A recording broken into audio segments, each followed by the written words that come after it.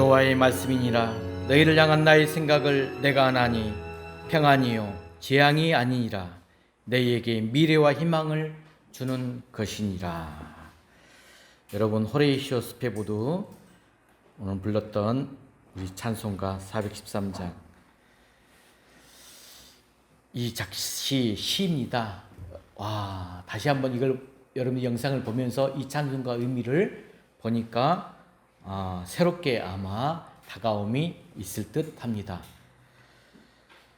이분은 어떤 사람이었죠? 지금 호레이시오 스페포드는 시카고의 유명한 변호사, 시카고 의과대학 법리학 교수, 신학대학교 이사 운영위원, 또 무디교회 목사님의 회계 집사, 굉장히 무디의 친구이자 든든한 후원자로 활동했던 굉장히 부도 축적을 많이 하였고 알아주는 부자였고 부동산도 대단한 소유를 한 자로서 성공적인 삶을 살았던 자였죠. 하지만 1870년부터 아들이 죽고 많은 재산도 잃어버리고 또 딸들까지 다 이렇게 잃어버리는 과정 가운데 정말 그 현장을 딸들이 죽음을 당했던 그 현장을 지나가면서 어떤 마음이었을까요? 배를 타고 가던 그에게 선장이 다가와 말을 했다고 했잖아요. 지금 지나가고 있는 이곳이 따님들이 탄 배가 침몰한 구역입니다. 그때 이는 정말로 마음이 아마 말할 수 없는 정말 힘듦이 올라왔을 거예요. 참을 수 없는 그 슬픔 가운데서 그 마음의 심정을 하나님께 토로하고 있었어요. 모든 재산 다 잃어버리고 자식들 잃는 그는 이 참을 수 없는 울부짖음에 빠져 들어가는 거죠. 그래서 밤새도록 하나님과 씨름하며 기도했던 것이죠. 그 순간, 어느 순간, 밤새도록 싸워서 기도하는 어느 순간에 하나님께서 마음의 평안을 딱 주셨다는 거. 하나님의 마음의 평안이 찾아와요.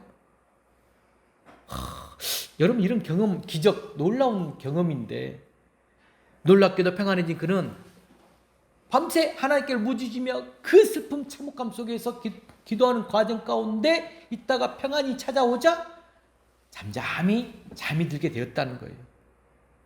그러면서 그 아침날, 그 전날 자기에게 찾아온 하나님께 받은 이 평안 생각하면서 시를 썼는데 그 시가 바로 오늘 찬양 시라는 것입니다. 내 평생에 가는 길. 참을 수 없는 이 슬픔 가운데서도 하나님 주신 평안으로 평안하였던 이 스테포드, 그리고 그 평안함으로 많은 사람에게 지금까지 1400년 동안 지금까지 흘러내려오는 거예요. 많은 사람에게 위로와 평안을 주었던 이 찬양시 스테포드처럼 우리도 지금 이제 오늘 말씀을 통하여서 어떤 역경과 고난 속에서도 이 하나님이 평안을 주실 수 있음을 믿고 바라면서 나아가는 귀한 여러분 되시길 주의 이름으로 간절히 축복합니다. 자, 오늘 저는 그래서 귀한 말씀 가운데서 여러분들과 이 평안을 선물해 드리고 싶은데, 여러분, 한국 갤럽에서 한국인의 종교 의식에 대해서 설문조사를 한 적이 있어요. 자, 설문조사. 자, 몇 가지 질문들이 있는데 이런 내용이 하나 있었습니다. 나에게 종교가 있다면 왜 종교를 믿습니까? 자, 여러분에게도 한번 질문을 던져볼까요? 자, 나에게 종교가 있어요. 근데 왜 종교를 믿습니까? 이 질문에 대해서 대체적으로 답이 복받기 위해서요, 내세의 영생을 얻기 위해서요, 등등 여러 가지 다양한 응답이 있었어요. 그런데 그 중에 70%에 해당하는 사람들의 대답이 뭐였냐? 바로 왜 종교를 가지고 있느냐? 종교를 믿느냐? 70% 이상이 마음의 평안을 얻기 위해서입니다. 이렇게 응답을 했답니다. 한마디로 종교를 가지는 가장 큰 이유가 뭐다? 바로 평안이라는 사실을 알 수가 있어요. 자, 그렇다면 이 설문조사를 뒤집어서 생각해 보면 뒤집어 봐야 돼요. 어떤 사실을 우리가 알 수가 있느냐? 지금 많은 사람들이 평안을 누리고 있다, 못 누리고 있다? 못 누리고 있다는 사실이죠. 그래서 평안을 누리기 위해서 열심히 종교를 찾는다는 거죠. 이건 너무나도 당연한 일입니다. 제가 오늘 말씀을 이렇게 생각하며 준비하던 과정이 제가 만나는 내담자 한 분 가운데서 정말 불안한 가운데 이 평안을 못 누려서 제가 초청을 했어요. 교회에 뭐 전도가 아니에요. 평안을 누리기를 연습하는 의미에서 혹시 종교관을 가지면 어떨까 하면서 이야기하고 지금 준비 중에 있어요. 여러분들 기도해 주시기 바랍니다. 여러분 평안이 없으면 아무리 좋은 조건이나 환경을 가지고 있어도 그것은 참된 행복이 아니기 때문이죠. 그래서 평안이 우리 인생의 가장 행복의 중요한 요소임을 알 수가 있습니다. 그런데 문제는 뭐냐? 그런 평안, 이 평안을 우리가 어떻게 얻을 수 있느냐? 어떻게 평안을 얻을 수 있을까요? 사람들이 평안을 얻기 위해서 종교를 가지지만 과연 세상에 존재하는 종교가 여러분 우리에게 그런 평안 가져다 줄 수가 있느냐 하는 것입니다.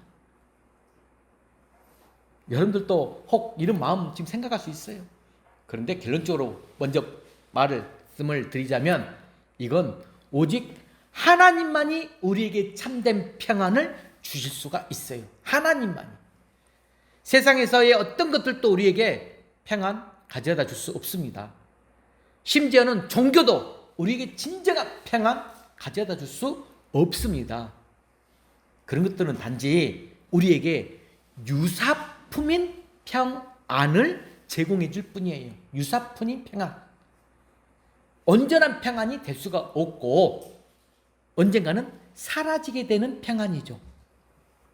자, 이야기 하나 해드릴까요? 오늘 영상의 주인공도 직접적으로 인생의 1890년대 살았던 부분의 이야기를 영상으로 제작하여 보여드렸고, 우리가 로마 제국 시대 초대 황제가 누구죠? 아우구스티누스가 있었어요. 그의 이야기예요. 그는 절대 권력과 부귀 영화를 다 소유한 사람이었죠. 그런데도 마음이 항상 늘 불안했대요. 밤마다 그래서 불면증에 시달렸답니다. 고민을 하던 중에 소문이 들리는 거예요. 한 남자가 있는데 빚더미에 놓여 있으면서도 편안하게 잠을 잘 잔다는 것이에요. 그래서 은밀하게 이 황제가 사람을 보내어 가금을 주고 그 사람이 누워서 자는 그 침대를 사들이게 됩니다. 그 침대에 혹시 잠자는 비결이 있을까 해서. 하지만 그 침대에 누워서 잠을 자도 소용이 없었어요.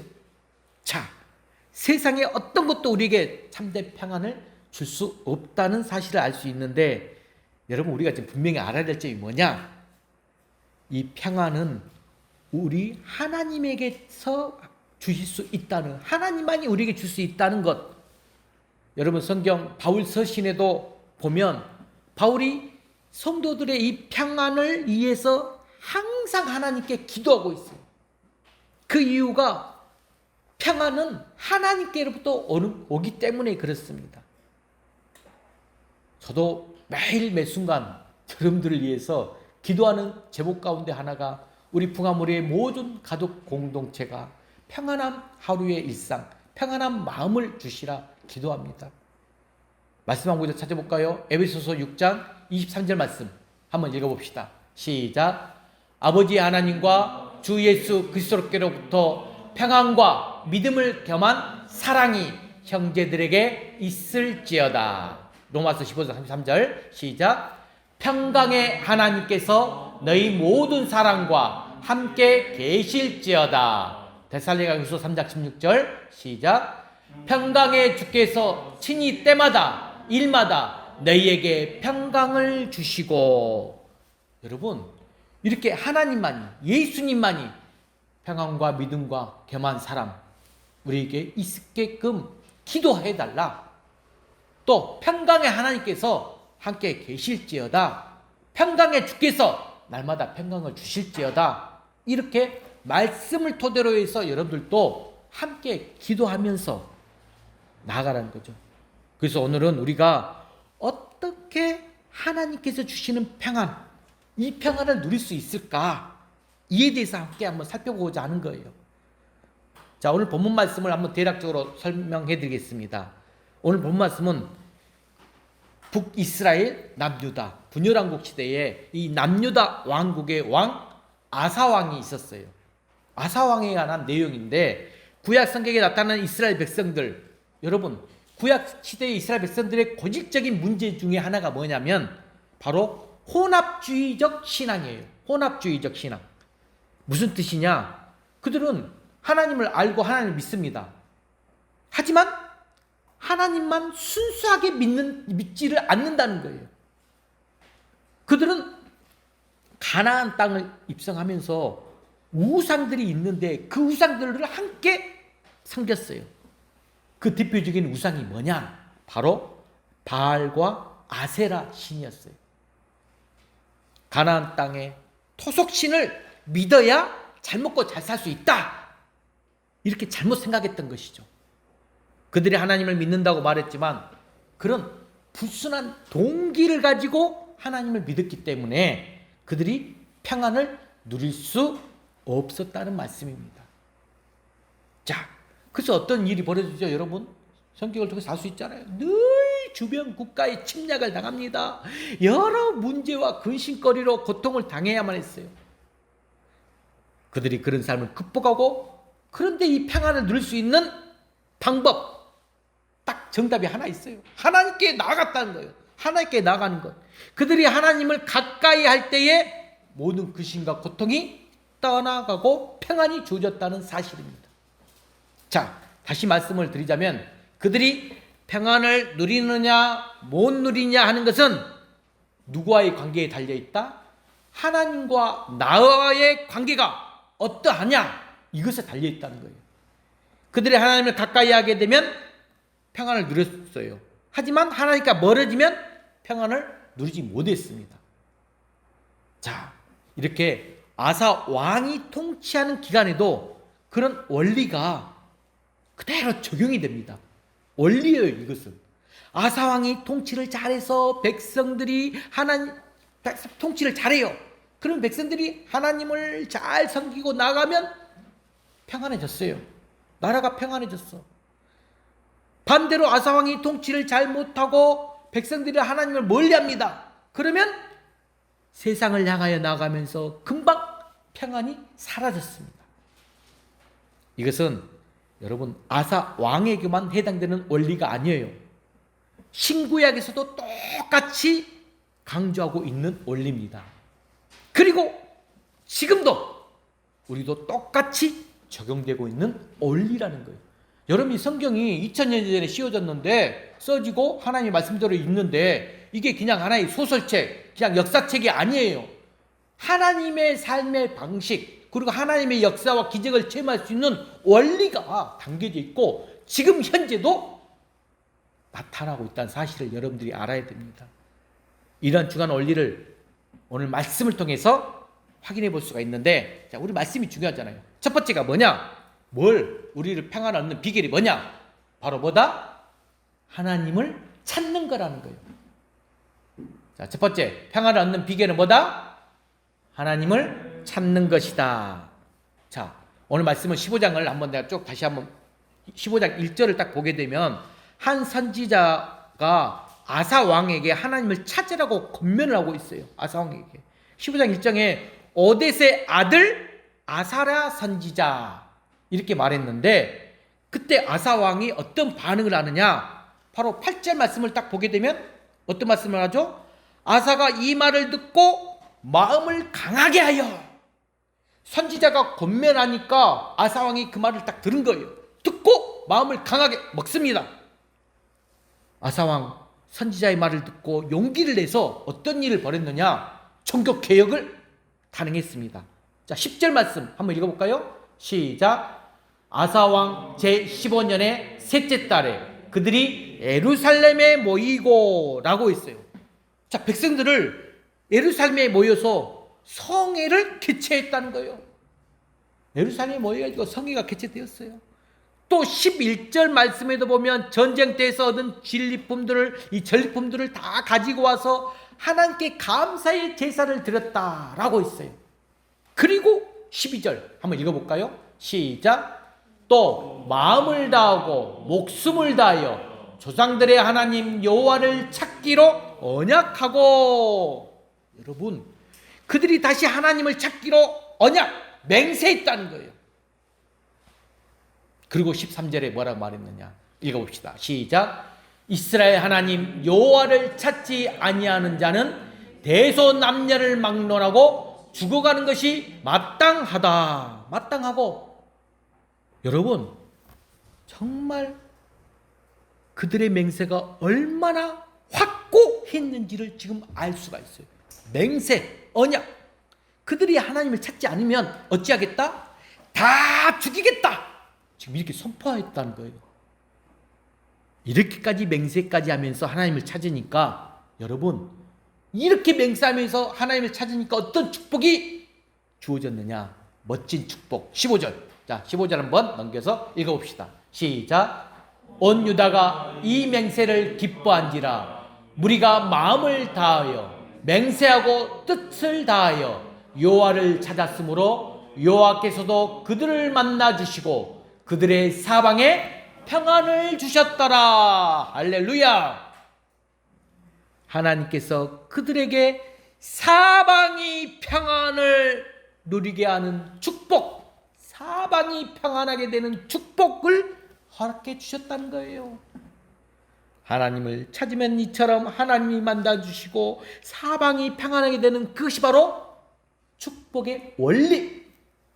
제가 하브루타 세미나를 말하면서 강조하는 게 원리예요. 원리를 알면 정말 이해가 쉬운데, 원리를 알지 못하게 나가면 여러분 쉽게 잊고 적용이 어렵거든요. 하나님의 축복의 원리는 하나님을 찾는 것, 이렇게 성경 속에서 증명하고 있어요. 이런 원리가 딱 또 한 구절 나와 있어요. 역대하 14장. 역대하에서도 똑같이 이 아사왕을 가지고 이야기를 했어요. 자, 화면 보고 역대하 14장 1절에서 5절. 자, 정리해놨는 게 한번 읽어봅시다. 시작. 아사가 대신하여 왕이 되니 그의 시대에 그의 땅이 10년 동안 평안하니라. 아사가 그의 하나님 여호와 보시기에 선과 정의를 행하여 이방 제단과 산당을 없애고 주상을 깨뜨리며 아세라 상을 찍고 유다 사람에게 명하여 그 조상들의 하나님 여호와를 찾게 하며 그의 율법과 명령을 행하게 하고 또 유다 모든 성읍에서 산당과 태양상을 없애매 나라가 그 앞에서 평안함을 누리니라. 아멘.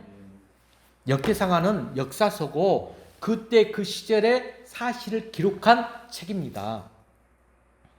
아사왕과 백성들이 하나님을 열심히 찾을 때에 그들이 몇 년 동안 지금 평안을 누렸다? 10년 동안 평안을 누렸다 라고 했어요. 자, 그런데 여기서 또 알아야 될 사실, 10년 동안 평안을 누렸어. 그 10년밖에 못 누렸어. 왜 그랬느냐? 안타깝게도 아사왕이 말년에 가서 큰 실수를 또 하게 됩니다. 당시는 남과 북이 분열된 시대라겠어요. 남유다의 왕인 이 아사가 북이스라엘을 제압하기 위해서 옆에 이방 나라 아람 왕 베나닥과 동맹을 맺게 돼요. 이게 실수예요. 무슨 말이냐? 이것은 지금 하나님보다 사람을 더 의지하는 불신앙적인 태도였어요. 여러분, 이거 굉장히 명심해야 됩니다. 이렇게 하나님을 멀리하는 아사 왕을 지금 선지자가 찾아와서 책망을 하니까, 지금 아사 왕이 이때 책망을 받고 나서 회개하기는커녕 오히려 선지자를 옥에다가 가두고 핍박을 했어요. 이렇게 정신을 못 차리니까 하나님께서 어떻게 하셨느냐? 정말 여러분, 정말 선지자를 통해서 하나님이 경고하시고 정말로 책망하실 때는 잘 새겨 듣고 회개해야 되는데, 이때 아사왕이 못해가지고 그의 발에 병이 발하게 해서 매우 이독한 상태가 되게 만들어버렸어요. 그리고 나서 끝까지 이 아사왕이 사람만 의지하고 그렇게 하면 마지막까지 병나고 위급한 상황이 됐음에도 불구하고 사람만 의지해, 하나님을 의지하지 않았어요. 결국은 이 아사왕은 어떻게 됐느냐? 그 병으로 말미암아 죽게 됩니다. 성도 여러분, 이 역사적 사실 기록물을 보고 우리가 평안을 누리는 비결은 하나님을 찾고 하나님을 가까이 하는 것이라는 것, 오직 하나님만 의지하는 것이에요. 시편 기자 다윗도 뭐라고 고백했느냐? 여러분, 시편의 위대한 고백 73편에 무릇 주를 멀리하는 자는 망하리니 하나님께 가까이함이 내게 복이라. 하나님께 가까이 하게 됨이 내게 복이라. 이렇게 다윗도 고백했어요. 하나님을 가까이 하면 모든 것이 회복이 됩니다. 하나님과 관계가 꼬이면 여러분 만사가 꼬이게 돼요. 하나님과 관계가 풀리면 모든 것이 다 풀리게 돼 있어요. 그러므로 우리 인간의 가장 큰 비극 무엇이냐? 하나님과 관계가 멀어지고 단절되는 것이에요. 제가 정말로 기독상담 가운데서 신앙생활을 하고 계신 분들을 종종 만나다가 하나님과의 관계가 단절되고 멀리 되신 분들이 대체적으로 찾아오면서 그 관계만 회복하게 만들면 여러분 놀랍도록 하나님은 다시 평안을 주시는 걸 저는 목격하고 경험했습니다. 그래서 단호하게 말씀드릴 수 있는 거예요. 성경에서도 아담과 이 아담이 선악과를 따먹고 하나님과 관계가 멀어지게 된 거예요. 나빠지게 됐어. 그래서 모든 것이 꼬이게 된 것이에요. 사람과의 관계도 망가지고 자연과의 관계도 망가지고 모든 것이 다 망가지게 된 것이죠. 그러므로 사람이 하나님을 찾는 그것이 최선책임을 알고 우리가 세상을 이기고 축복을 누리는 비결임을 깨닫는 귀한 우리 풍화문의 가족 공동체가 되길 주의 이름으로 간절히 축복합니다.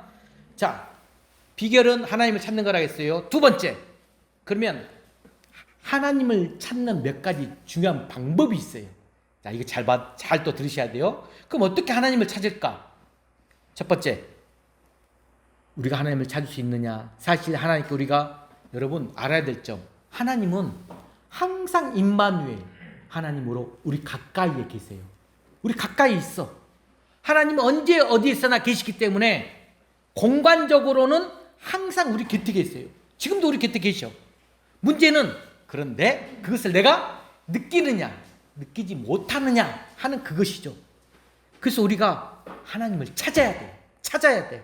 열심히 하나님을 찾아야 돼요. 우리가 하나님을 가까이 해야 돼요. 마치 이게 무슨 원리와 같냐? 여러분 한번 잘 들어보세요. 거울의 원리. 거울을 한번 상상해 보세요. 거울. 우리가 거울 앞에 가까이 가게 되면 어떻게 되죠? 내가 한 걸음만 가까이 가면 거울 속에 나하고도 어떻게 되죠? 가까워집니다. 멀어지면 거울 속에 나하고 거리가 멀어져요. 이 원리예요. 우리가 하나님을 열심히 찾아야 하나님과 가까워진다는 거예요. 거울 속의 원리를 생각하세요. 우리가 하나님을 살 수 있는 방법 첫 번째가 그래서 회개하는 것이에요. 회개하는 것. 여러분 회개가 시작입니다. 나를 하나님께 내어놓는 것, 그게 뭐냐? 여러분 회개라는 거, 여러분이 하나님과 나의 관계가 있잖아요. 한번 생각해 보세요. 그런데 하나님과 나의 관계를 이렇게 떼어놓는 것이 뭘까요? 멀리하는 것, 관계를 단절시키고 떼어놓는 것, 그게 뭘까요? 바로 죄죠. 죄가 우리를 그렇게 만들어요. 그래서 이사야 59장 1, 2절 말씀 한번 읽어볼까요? 시작. 여호와의 손이 짧아 구원하지 못하심도 아니요 귀가 둔하여 듣지 못하심도 아니라 오직 너희 죄악이 너희와 너희 하나님 사이를 갈라 놓았고 너희 죄가 그의 얼굴을 가리어서 너희에게서 듣지 않으시게 함이니라. 여러분 하나님과 나를 떼어놓는 것 단절시켜서는 죄입니다. 죄가 그렇게 하는 거예요. 우리 마음에 죄를 품고 있으면 하나님이 멀게 느껴져요. 그리고 우리 마음이 마음속에서 평안이 사라지게 됩니다. 그러므로 우리가 그러면서 나를 계속 살피면서 죄를 회개하고 하나님께 나아가는 거예요. 그래야 하나님이 우리의 죄를 용서해 주시고 우리를 만나 주십니다. 자, 또 한 구절 이사야 55장 6절 7절 뭐라고 말씀했는가 읽어볼까요? 시작. 너희는 여호와를 만날 만한 때에 찾으라. 가까이 계실 때에 그를 부르라. 악인은 그의 길을, 불의한 자는 그의 생각을 버리고 여호와께로 돌아오라. 그리하면 그가 긍휼히 여기시리라. 우리 하나님께로 돌아오라. 그가 너그럽게 용서하시리라. 아멘. 여러분 이 말씀 붙들기 바랍니다. 우리는 매일 십자가를 바라보는 신앙이어야 돼요. 십자가를 바라보면서 나아가야 돼요. 십자가를 통해서 우리의 모든 죄가 깨끗해집니다. 그리고 하나님과 우리 사이에 막혀있는 것들이 사라지게 됩니다.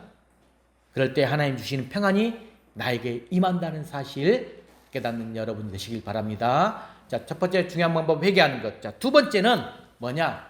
두 번째 볼까요? 말씀과 기도입니다. 말씀과 기도하는 것. 자, 우리가 하나님을 가까이 할 수 있는 방법. 매일 말씀을 읽고 묵상하고 기도하는 거예요. 여러분들 이걸 놓치면 안 돼요.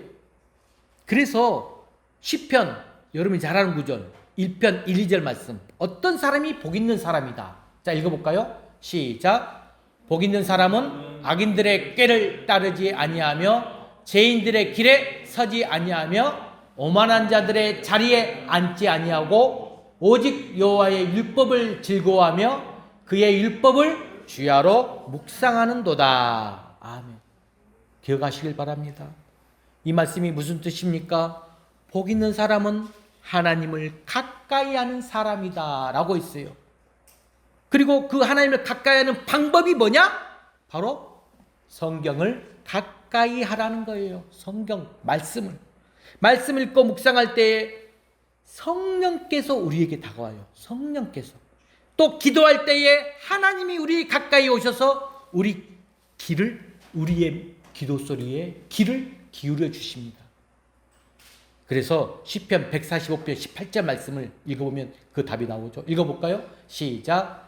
여호와께서는 자기에게 간구하는 모든 자, 곧 진실하게 간구하는 모든 자에게 가까이 하시는도다. 할렐루야. 여러분, 간구하는 모든 자, 진실하게 간구하는 모든 자에게는 하나님이 가까이 계신다는 거예요. 여러분, 여호수아가 가나안 땅을 정복하면서 승승장구했던 비결이 뭔지 아십니까? 그의 뛰어난 전술 때문일까요? 아니면 준비된 군사력일 때문일까요? 절대로 그렇지 않아요. 비결은 출애굽기 33장 11절을 보면 그 비결을 알 수 있어요. 자, 읽어볼까요? 출애굽기 33장 11절 시작. 사람이 자기의 친구와 이야기할 같이 여호와께서는 모세와 대면하며 말씀하시며 모세는 진으로 돌아오나 눈의 아들 젊은 수종자 여호수아는 해막을 떠나지 아니하리라. 눈의 아들 젊은 수종자 여호수아는 어디를 떠나지 않았다?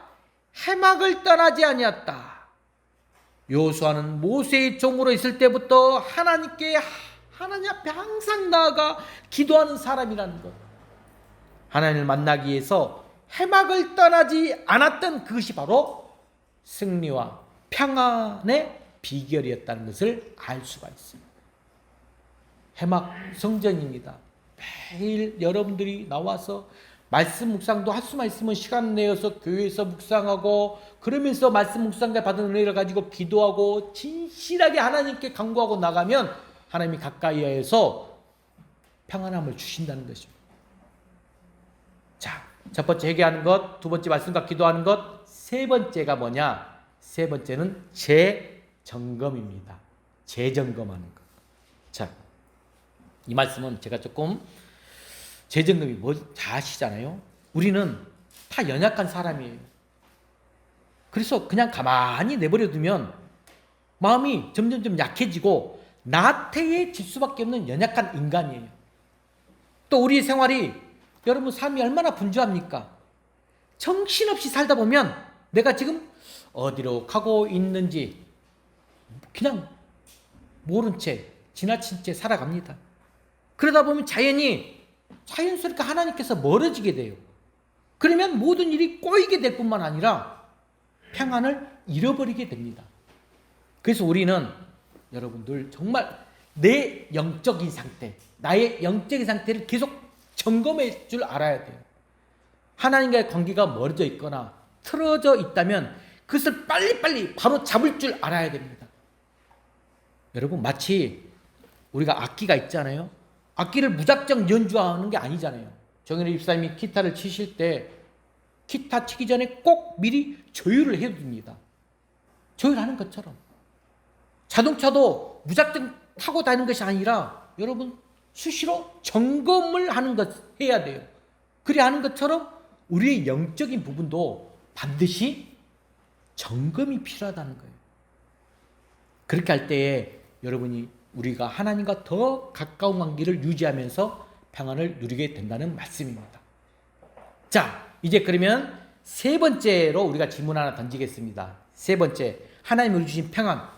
하나님이 우리에게 주시는 평안은 어떤 평안이 있을까?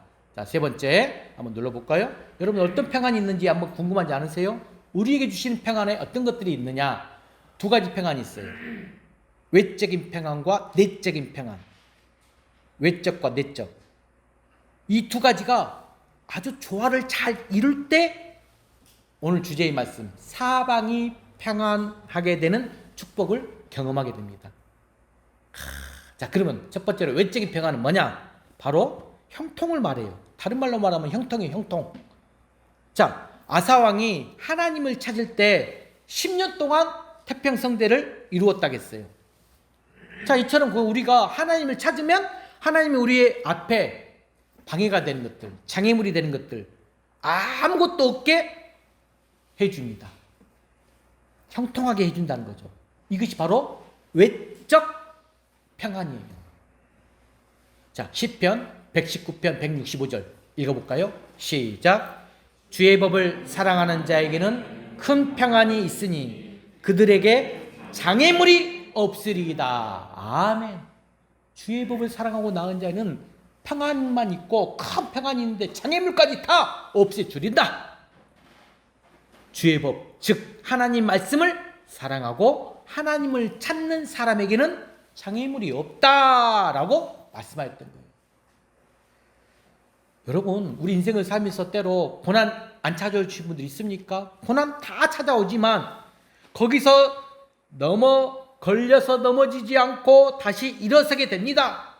하나님을 찾는 사람에게도 이 고난 반드시 옵니다. 하지만 이 고난도 걸림돌이 아니라 바로 디딤돌이 되게 해주신다는 말씀이에요.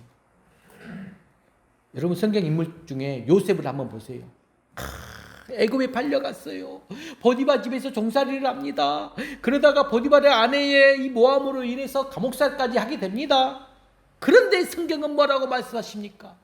성경을 읽어보면 여러분 계속 반복되는 표현이 하나 있는데 그게 뭐냐?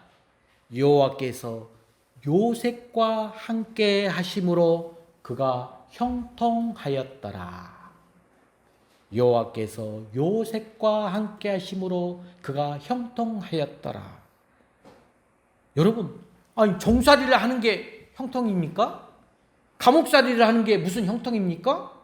그런데 그것이 형통이라는 거예요. 하나님을 가까이 하니까 당장은 고난 같아요. 그렇지만 나중에 보니까 그것이 나에게 오히려 형통이 되더라라는 것입니다. 이게 놀라운 원리예요.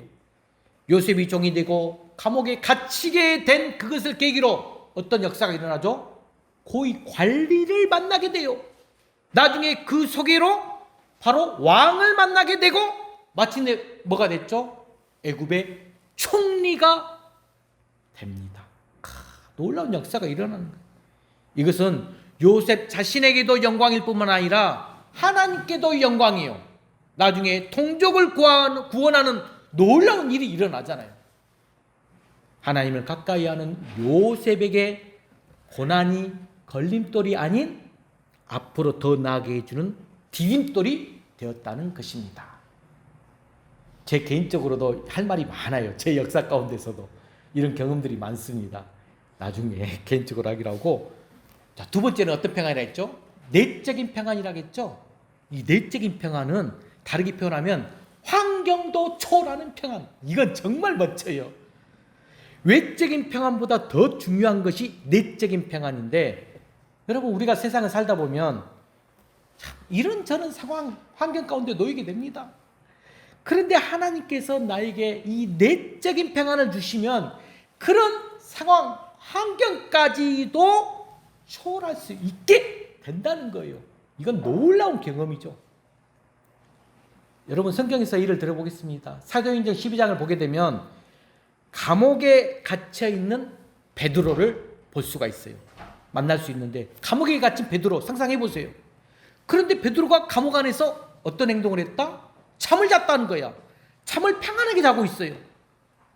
평안을 누리지 않고서는 절대로 잠을 잘 수가 없어요. 베드로는 감옥에서 언제 어떻게 될지 모르는 상황인데도 하나님으로 말미암아 평안을 누리고 있었다는 거죠. 또 바울을 한번 볼까요? 사도행전 16장에 보면 역시 바울도 감옥에 갇혀 있는 상황이 생겨요. 그런데 바울이 한밤중에 일어나 찬송하고 기도를 하고 있어요. 내적인 평안이 없으면 그런 상황에서 어떻게 찬송을 부를 수 있겠습니까? 하나님은 하나님을 찾고 의지하는 사람들에게 평안을 주십니다. 이사야 26장 3절 말씀, 자 함께 읽어봅시다. 시작. 주께서 심지가 견고한 자를 평강하고 평강하도록 지키시리니. 아멘. 또 이사야 48장 18절 서도 앞부분만 시작. 네 평강이 강과 같았겠고. 오늘도 우린 찬송가도 불렀잖아요. 하나님이 어떤 상황에서도 평강이 강물처럼 흐르게 해 주신다는 것입니다. 예수님이 우리에게 주시는 평안이 바로 그런 평안입니다. 예수님도 갈릴리 바다를 제자들과 함께 항해하시던 상황이 있었어요. 그때 예수님 모습 어땠죠? 큰 풍랑이 일어납니다. 와, 난리가 났는데도 예수님은 배 안에서 그냥 주무시고 계셨어요. 당황한 제자들 예수님을 흔들어서 깨우니까 아무렇지도 않듯이 바다를 향해서 꾸짖듯이 말씀하셨죠. 그러자 풍랑이 잠잠해졌다라고 있습니다. 바로 이런 평안을 하나님을 가까이 하는 자들에게 주신다는 거예요. 제가 존경하고 제가 소속했던 한국대학생 선교회 CCC 총재였던 빌 브라이트 박사님의 이야기입니다. 그분이 미국 대통령 조찬 기도회에 참석했을 때 그곳에서 대학 동창생을 26년 만에 만나게 됐어요. 26년 만에. 그 친구는 해군 장성이 되었어요. 근데 26년 만에 만났는데 그의 얼굴이 근심이 가득하게 보여요. 가득 차 있어요. 그래서 사연을 들어보니까 가정불화도 있고 막내 아들이 사고로 죽었다는 거예요. 그래서 복음을 전하고 이 목사님이 너무나 안타까운 마음에 그 친구에게 복음을 전하고 위로해 주니까 그 친구가 예수님을 영접했습니다. 자, 시간이 좀 흘렀어요. 나중에 다시 만나 이야기를 하는데 이번에는 또 어떤 일이 생기느냐. 딸이 암에 걸려서 죽었다는 거예요. 아니 예수님을 영접하고 믿고 신앙생활 잘하고 얼마 안 되어서 그런 일이 생겼으니 우리 보통 인간 같으면 마음이 얼마나 실망감이 가득 차고 걱정이 될까 해서 이렇게 물었답니다. 그래 얼마나 슬프고 힘든가. 그런데 그 친구의 대답이 참으로 놀라웠어요. 아니 괜찮아. 물론 딸아이를 생각하면 너무나 가슴이 아프고 슬프지.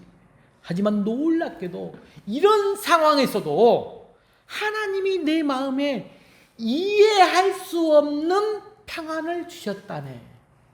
이해할 수 없는 평안을 주셨다는 거예요. 도저히 이해할 수 없는 평안. 환경을 바라보면 당연히 낙심이 되어야 하는데 마음이 너무 평안하다는 것이에요. 이것이 바로 환경을 초월하는 내적인 평안이라는 것이죠. 여러분, 그런데 우리는 왜 이런 평안 누리지 못할까요? 여러분 경험해 보고 싶지 않습니까? 왜 누리지 못할까? 여러분은 어디에서 이 평안을 얻으려고 노력하고 있는지 자기 스스로에게 한번 질문해 보시길 바랍니다. 세상에는 우리에게 평안을 줄 수 있는 것 아무것도 없습니다.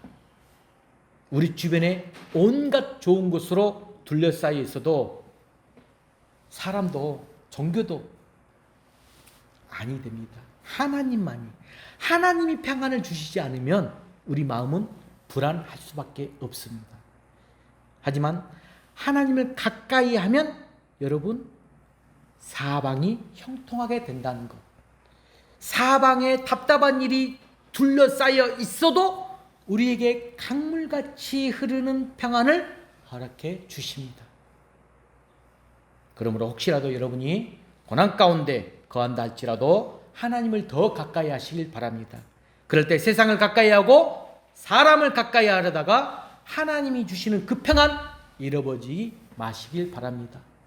사랑하는 성도 여러분, 우리가 오히려 하나님을 더 열심히 찾고 두드리고 나감으로 말미암아 여러분이 정말 오늘 말씀의 제목처럼 사방이 평안하게 되는 축복을 날마다 누리면서 살아가는 우리 풍화물의 가정과 성도들이 되시기를 주의 이름으로 간절히 축원합니다. 기도하겠습니다.